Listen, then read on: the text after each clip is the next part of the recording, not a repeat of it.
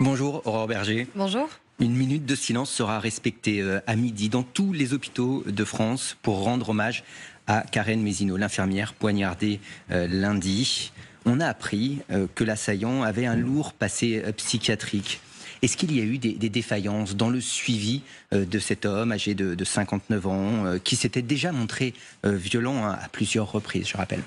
Je ne sais pas vous répondre à cette question précise. Il y a une enquête qui pourra démontrer si oui ou non il y a eu une négligence ou défaillance. Ce qui est important, c'est évidemment de lui rendre hommage et surtout, à travers elle, de rendre hommage à tous les soignants qui sont en première ligne, notamment à l'hôpital public, notamment aux urgences, parce qu'ils font face à une violence qui est de plus en plus importante et qui est intolérable dans la société française en général. On ne peut pas accéder de s'habituer à cette violence-là, notamment à l'encontre de nos agents du service public, que ce soit dans la santé, que ce soit évidemment les forces de l'ordre qui ont aussi malheureusement vu 3 de leurs membres. On sait que l'hôpital public a été particulièrement mis en difficulté ces dernières années, manque de moyens, et en particulier le secteur psychiatrique. Il y a peut-être plus à faire justement pour renforcer notamment le recrutement de personnel. Ce qui est certain, c'est qu'on n'a jamais mis autant de moyens au sein de l'hôpital public. C'était le cas avant la crise du Covid. Ça a évidemment été d'autant plus le cas depuis la crise Covid. Et c'est quand même important de le souligner.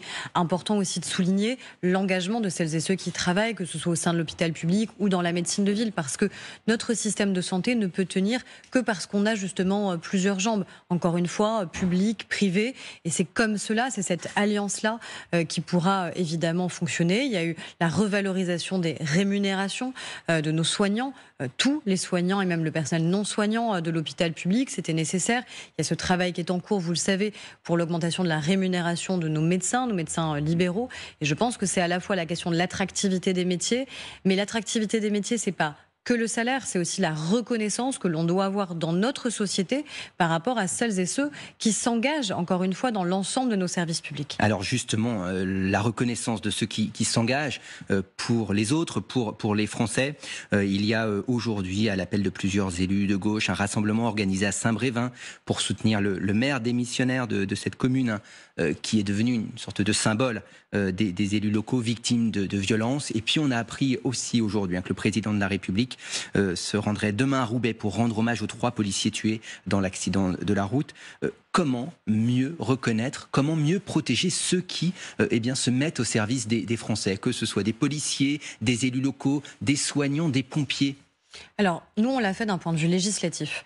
On a considérablement aggravé les peines pour celles et ceux qui attentent à la vie de nos forces de l'ordre, de nos pompiers, de nos soignants, de nos enseignants. Donc ça, c'est dans le cadre des valeurs de la République, de ce qu'on a envie de protéger, de notre bien commun. On a des peines qui ont été clairement et nettement aggravées. Après, il faut évidemment qu'elles soient prononcées, qu'elles soient ensuite exécutées. C'est aussi pour cela qu'on renforce les moyens de la justice, le nombre de magistrats, tout simplement, le nombre de places aussi en prison, en établissement pénitentiaire, parce qu'on a besoin que l'ensemble de la chaîne puisse fonctionner. On va d'ailleurs examiner dans quelques semaines un projet de loi sur la justice qui vise à créer une loi de programmation, donc pour programmer justement des moyens supplémentaires. On n'aura jamais autant mis de moyens publics et d'argent public pour la justice, qui est souvent contestée alors que c'est une nécessité absolue si on veut tout simplement que l'ensemble de la chaîne, à la fois de détection mais surtout de chaîne pénale, puisse fonctionner. Donc c'est une des premières réponses. Après, il y a un cas plus spécifique que vous évoquez, qui est le cas des élus, notamment des élus locaux. Nous, on a fait un certain nombre de propositions pour essayer de mieux prévenir, mais aussi mieux accompagner les élus qui souvent se sentent finalement très seuls. Beaucoup d'élus nous disent, notamment d'élus locaux, que par rapport à des dispositions qui existent dans la loi, ils n'osent pas les mettre en œuvre, par exemple des amendes qui pourraient exister, parce qu'ils ont peur directement d'être pris pour cible demain dans leur commune. Donc c'est aussi ce travail-là d'accompagnement, de soutien, de travail citoyen, de formation qu'on doit avoir. Et encore une fois, le préalable, c'est quand même de considérer qu'en démocratie, dans un état de droit, la réponse ne peut pas être la violence, l'habitude à la violence, voire même l'encouragement de cette violence. Et dans le cas de Saint-Brévin, je crois que la meilleure des réponses doit être justement qu'il y ait unanimité de la classe politique pour condamner, pas de oui mais condamner toutes les violences à l'encontre des élus, et évidemment qu'à Saint-Brévin, ce centre d'accueil pour les migrants puisse exister, puisque l'objectif de celles et ceux qui ont essayé d'attenter à la vie de cet élu, c'était de faire en sorte que ce centre n'existe pas. Vous serez sur place à ce rassemblement d'élus dans l'après-midi? Moi, j'y serai pas. Il y a un certain nombre d'élus qui seront. Lui a évidemment rendu hommage. Moi, j'ai un député qui est lui-même conseiller municipal encore à Saint-Brévin, qui est membre de mon groupe. Donc le parti on est Renaissance évidemment, sera évidemment, représenté. de toute façon, on est évidemment en soutien. Les associations d'élus le sont. La première ministre a reçu, du coup, celui qui est devenu l'ancien maire de Saint-Brévin, et elle a reçu les associations d'élus. Et je crois qu'on doit continuer à travailler, évidemment, pour l'accompagnement, le soutien et la prévention. Mais la première des causes, c'est quand même celles et ceux qui font partie de ces groupuscules et qui ont essayé d'attenter à la vie du maire de Saint-Brévin. Je voulais vous faire réagir aussi, Aurore Berger, ce matin sur ce tragique accident de la route. Hier soir, une fillette âgée de 6 ans a été percutée par une automobiliste âgée de 20 ans qui conduisait sous l'emprise de stupéfiants. Le ministre de l'Intérieur, Gérald Darmanin, proposait il y a quelques semaines, au moment de l'accident provoqué par l'humoriste Pierre Palmade, d'instaurer un retrait de permis automatique en cas de conduite sous l'emprise de la drogue. Vous seriez favorable à durcir cet arsenal judiciaire ? Oui, je crois que tout ce qui concerne la sécurité routière, c'est une nécessité absolue. C'est une nécessité absolue de renforcer évidemment les éléments de prévention, mais aussi les éléments de sanction. Quand on conduit sous l'emprise de stupéfiants, quand on conduit sous l'emprise d'alcool, évidemment, on met en danger de manière évidente la vie des autres, et évidemment, passer des mots celle aussi du conducteur. Ça, il faut qu'on soit saisi tout simplement d'un projet de loi pour pouvoir en discuter. Mais moi, je suis très ouverte à ce qu'on puisse aggraver des sanctions, qu'il y ait des sanctions plus automatiques qui puissent exister, parce qu'on a aujourd'hui une famille qui est endeuillée, on a une petite fille qui est décédée, et donc je crois que l'idée n'est pas de réagir à chaque fait divers, mais de se dire qu'il y a un fait divers de trop quand on a un enfant qui décède, tout simplement parce que quelqu'un, de manière irresponsable, a décidé de prendre le volant, de prendre sa voiture sous l'emprise de stupéfiants. Et donc je crois que oui, ça nécessite qu'il y ait des sanctions judiciaires extrêmement fermes, et peut-être que nous, on aille plus loin dans l'arsenal qui existe pour que ce soit plus automatique et que ça envoie aussi un signal très clair en termes de sécurité routière et de prévention. Donc on verra si ce sujet est à l'ordre du jour du Parlement. Le sujet de l'immigration, le sera-t-il vraiment, comme annoncé par Elisabeth Borne? Oui, parce qu'on a depuis plusieurs mois travaillé sur un projet de loi. Et on a un projet de loi qui est très clair sur ses intentions et qui est très clair à la fois sur la nécessité qu'on a d'accélérer toutes les procédures pour permettre des expulsions plus rapides, c'est-à-dire faire en sorte l'obligation de quitter le territoire. Personne ne peut comprendre aujourd'hui qu'on vienne sur un plateau de télévision en commentant un fait divers, en disant telle personne était frappée d'une OQTF, obligation de quitter le territoire, mais il a, pendant ce temps-là, réussi à recommettre un délit parce qu'il n'était pas expulsé. Personne ne peut comprendre cela. Donc on a besoin d'être beaucoup plus efficace. Efficace, ça veut dire quoi? Ça veut dire accélérer toutes les procédures, simplifier toutes ces procédures de manière à ce qu'il y ait plus de retours. Et voilà pour la jambe droite de ce texte. Je ne sais pas, c'est une jambe droite. C'est un moment, je pense, une question de bon sens et d'efficacité. Personne ne peut comprendre que des personnes qui sont délinquants, qui ne doivent pas rester sur le territoire, puissent quand même y rester. Ça donne un sentiment de faiblesse de notre état de droit. Et je pense qu'au contraire, avec le ministre de l'Intérieur, il faut qu'on renforce du volet régularisation, éventuellement, de ces personnes sans papier aujourd'hui, par exemple, qui travaillent dans des secteurs dits en tension, qui ont des métiers comme plongeurs. Mais là encore, c'est une question de bon sens. Et les premiers qui nous le demandent, c'est des chefs d'entreprise qui frappent à notre porte en tant que parlementaires pour nous demander d'aider à la régularisation de personnes qui aujourd'hui sont en effet sans papier, mais qui travaillent, qui s'intègrent à la République française, qui s'intègrent à nos valeurs et dont on a besoin parce qu'on serait quand même en grande difficulté dans certains secteurs si nous n'avions pas ces travailleurs. Je pense à l'agriculture, à l'hôtellerie, à la restauration, aux aides à domicile, aux soignants. On a besoin d'eux. On entend vos arguments, Aurore Berger, ce matin, mais ils peinent à convaincre, en tous les cas, dans les rangs du parti Les Républicains, et vous avez besoin de ces élus pour faire adopter ce texte. Vous avez lu comme moi les propositions formulées par le parti d'Éric Ciotti, emmenées notamment par Olivier Marleix à l'Assemblée nationale, le président du groupe.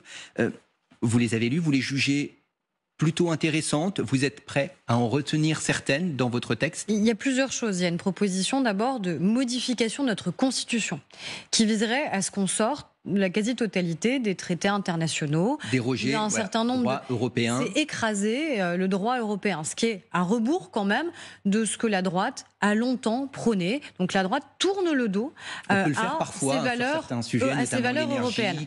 On l'a vu avec EDF, oui, mais là, etc. on est sur des valeurs assez fondamentales. Donc ça veut dire qu'il y a un vrai choix. De toucher à ce sujet-là. Mais je crois que nous, s'il y a bien un ADN extrêmement clair et net de la majorité présidentielle de renaissance du président de la République, c'est l'engagement européen. Donc non, on n'écrase pas les traités européens. Et en plus, c'est une fausse promesse qui est faite aujourd'hui par la droite française. Après, est-ce qu'on peut discuter? Mais on discutera avec tous les parlementaires de l'arc républicain, à gauche comme à droite. Et ils prendront leurs responsabilités. Ils diront aux Français, à partir du moment où ce projet de loi sera engagé, parce que je souhaite vraiment qu'il le soit, si oui ou non, ils veulent rétablir ou pas la double peine. Est-ce qu'ils considèrent que quelqu'un qui est délinquant doit pouvoir rester sur notre sol après une peine de prison ou être reconduit à la frontière? Nous le souhaitons. Est-ce que oui ou non, ils iront dire aux agriculteurs, écoutez, les personnes que vous employez mais qui sont sans papier et qui travaillent et qui s'intègrent à la République française, elles n'ont pas le droit de rester sur le sol français. Ils iront leur dire clairement, à gauche comme à droite. Moi, je crois qu'on peut avoir une majorité parce avant que les l'été, Français... Dans quel calendrier, Berger? Parce que les discussions, elles peuvent durer 6 mois. Et je ne compte pas, depuis une vingtaine d'années, le nombre de textes, plus d'une vingtaine sans doute, sur ce sujet. L'idée, c'est pas d'ajouter un nouveau texte. L'idée, c'est de se dire, est-ce que oui ou non, grâce à ce texte, on sera plus efficace demain? Et encore une fois, à la fois efficace sur les reconduites, c'est-à-dire favoriser le retour de ceux qui n'ont pas vocation à rester, mais aussi être au clair avec nos valeurs et donc faire une place pour les métiers en tension, pour celles et ceux qui travaillent déjà en plus en France. Donc c'est même pas faire venir d'autres personnes, c'est déjà régulariser ceux qui travaillent et qui le font aussi parfois dans des conditions qui sont indignes humainement tout simplement. Donc c'est ces deux aspects que nous voulons voir advenir. Le ministre de l'Intérieur, Gérald Darmanin, va évidemment recevoir les différentes forces politiques pour discuter. Oui, François Bayrou dit, et nous verrons pas avec les si partis oui ou non, que l'on doit discuter, mais plutôt avec l'opinion. Oui, enfin, on fait les deux. C'est-à-dire qu'on s'adresse aux Français. Moi, quand je suis avec vous ce matin, je m'adresse à vous, mais surtout à celles et ceux qui nous écoutent et qui nous regardent. Mais à la fin, ce sont des parlementaires qui votent. Donc, on a besoin à la fois de convaincre les Français.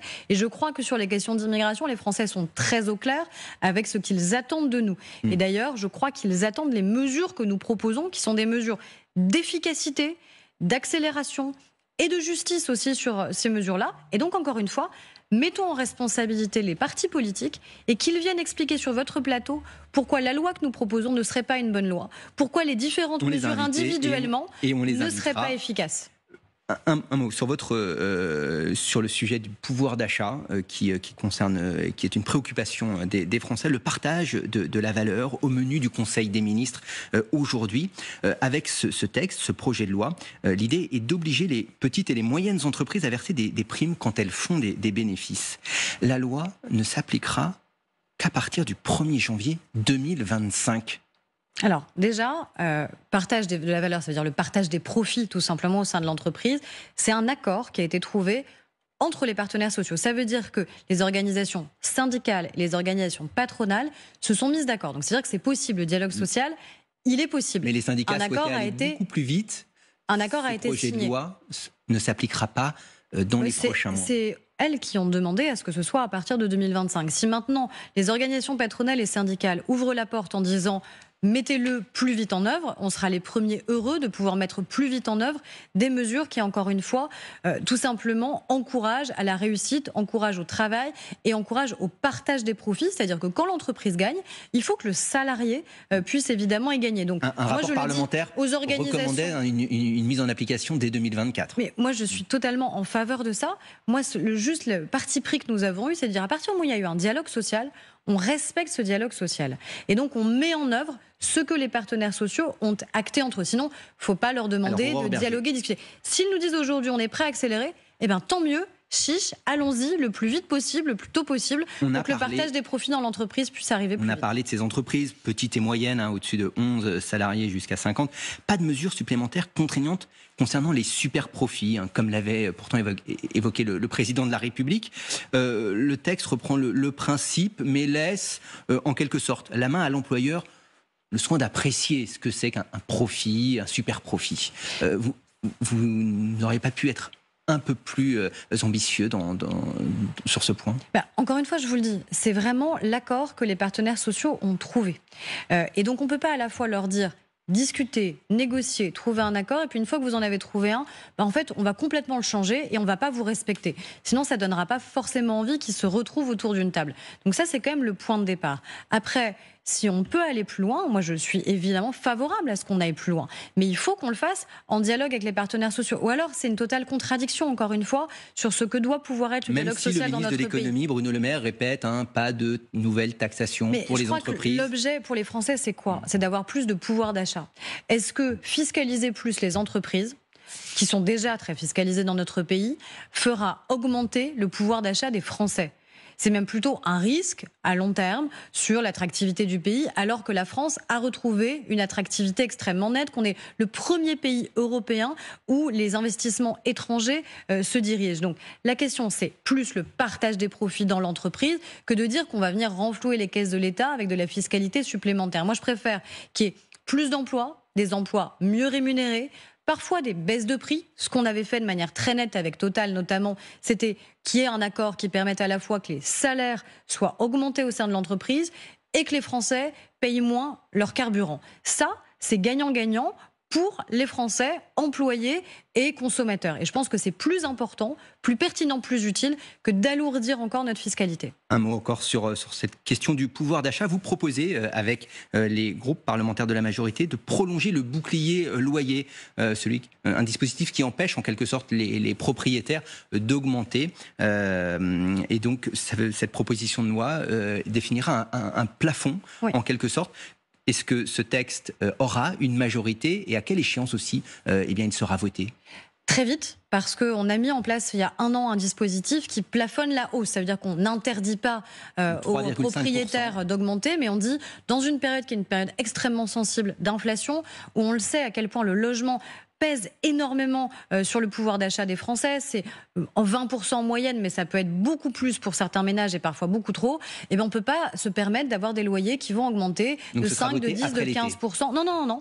On veut que ce soit voté dès la semaine prochaine pour garantir que ce dispositif puisse être reconduit dès la fin du mois de juin. Et l'idée, c'est de plafonner à la fois la hausse pour les loyers des particuliers, mais je le dis aussi pour nos artisans et nos commerçants, parce qu'eux aussi ont été en première ligne pendant la crise. On les a largement soutenus, largement aidés. Eh bien, il faut que les 2 mesures existent, à la fois plafonnement de la hausse pour les artisans, pour les commerçants, les beaux commerciaux, mais aussi évidemment pour les loyers des particuliers. C'est pas cher pour les finances publiques. C'est une mesure utile pour le pouvoir d'achat des Français. Dans 15 jours, Aurore Berger, il y aura une nouvelle journée de mobilisation contre la réforme des retraites, avec un front syndical toujours uni. C'est inquiétant, cette résistance qui dure dans le temps finalement. Mais je peux comprendre évidemment que les syndicats soient cohérents. Les syndicats ont toujours dit qu'ils étaient contre la mesure d'âge et donc le passage de 62 à 64 ans. Donc évidemment, les syndicats continuent à s'y opposer. Mais au Parlement, ils reviennent autour de la table. Ils reviennent autour de la table et c'est ça qui est important. Ils sont revenus autour de la Première ministre. On les a, nous, auditionnés à l'Assemblée nationale dans le cadre du partage des profits. Donc ça veut dire que le dialogue avec les partenaires sociaux, même s'il y a ce point de désaccord qui persiste et qui est important, je ne le néglige pas, ça veut dire qu'on arrive quand même à parler d'autre chose parce qu'avec eux, on doit pouvoir parler de l'emploi des seniors, d'égalité salariale entre les femmes et les hommes, du travail des personnes en situation de handicap. Je crois que c'est ces sujets-là qui sont plus importants honnêtement qu'une réforme qui, encore une fois, a été définitivement adoptée et promulguée. Ce que l'on comprend ce matin, c'est que vous ne souhaitez plus parler de ce sujet dans l'enceinte de l'hémicycle.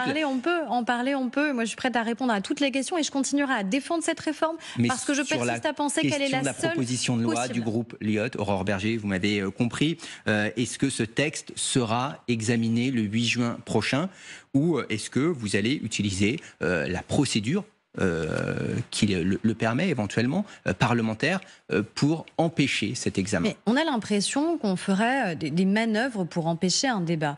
La seule chose que nous disons, les 3 groupes de la majorité présidentielle, c'est qu'on souhaite faire respecter l'état de droit, faire respecter notre Constitution.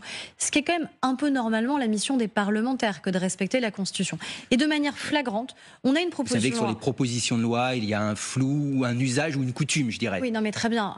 Mais moi, je ne vais pas faire un cours de droit constitutionnel ce matin. Ce qui est certain, par contre, c'est qu'on a une proposition de loi qui est en train de mentir aux Français de manière flagrante. Mentir aux Français parce qu'ils savent pertinemment que même si cette proposition était adoptée à l'Assemblée nationale, elle ne le serait pas au Sénat, qu'elle n'entrera jamais en vigueur. On est en train de créer de la confusion dans l'esprit des Français.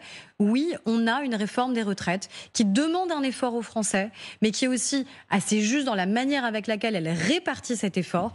Cette réforme a été promulguée. Cette réforme va entrer en vigueur dès septembre prochain. Cette réforme ne va pas être abrogée. Elle ne sera pas annulée, elle peut continuer à être contestée et je peux comprendre encore une fois que cette contestation existe, mais elle ne sera pas abrogée parce que sinon ça nous coûterait 15 milliards d'euros supplémentaires et qu'ils nous disent à qui ils prendraient ces 15 milliards. Est-ce que c'est aux retraités actuels où on baisse les pensions ou est-ce que c'est pour les Français où on baisse leur pouvoir d'achat? Un mot sur la feuille de route de la Première ministre Elisabeth Borne. On parlait des 100 jours, on est maintenant à mi-parcours. Vous estimez que la moitié du chemin a été bien fait? Déjà, le bilan semble bon à vos yeux?